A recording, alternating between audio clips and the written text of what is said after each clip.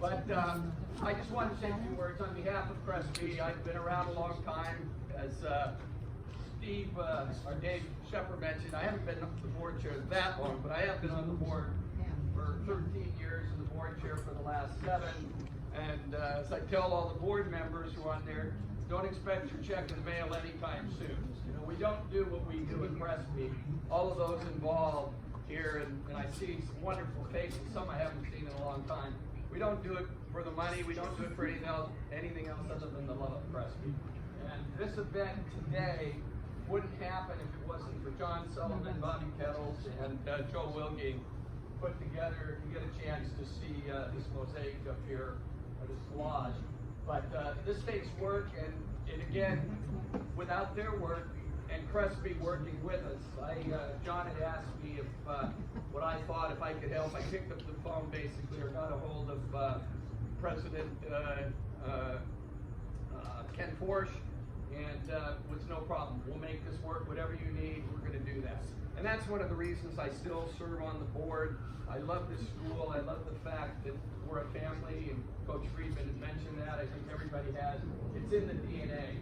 And, you know, when you need something, everybody's here for you.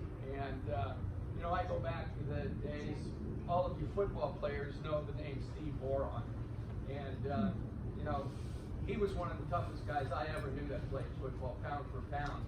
And, you know, he passed a number of years ago. He had a rare brain disease. And, you know, just coming together in those days, even Kathy Kenworthy, going back to high school days, she was there for, I mean, just the teamwork, staying with some of these Crespi Celts who have come on difficult times and tough times. So we're all a family. I hope I'm not board chair for too many more years. At some point, the limit was 3 years, so I kind of exceeded that.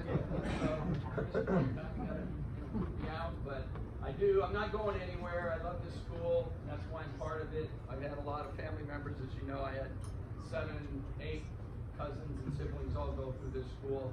We love it. Sisters went to Louisville.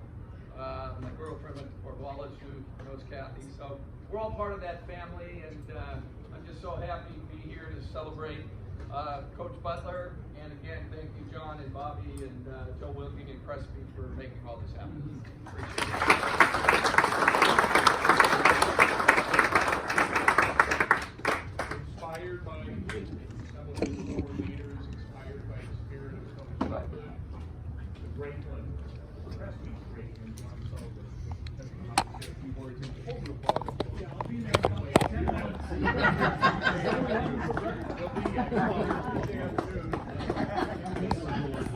I remember John's successful speech when he was named the team's most valuable player in 1971, and he held that beautiful gold trophy. And I told you about this Kennedy theme and how apropos that what he said that day was this: ask not what Crespi can do for you. Ask what you can do for Crespi. John Sullivan.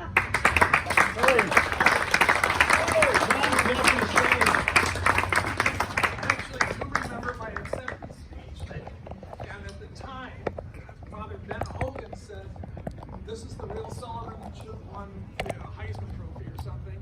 And at the time, Ed Marinero thought he should have won it. And I said, Ed Marinero probably still would have agreed. Anyways, thank you for making the trip.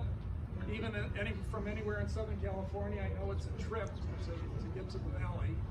And just wanted to mention a few quick stories, but it was extra inspirational today to see the members of the 1968 JV undefeated team under Coach Welch. We've got about a third of the team here, which Coach Welch said was amazing earlier. But we got Steve and Jim and Dennis, who I haven't seen in 40 years. Jerry, Jim, John, Walt, somewhere. Anyways, thank you very much. And that was a wonderful year for us, 1968 as well.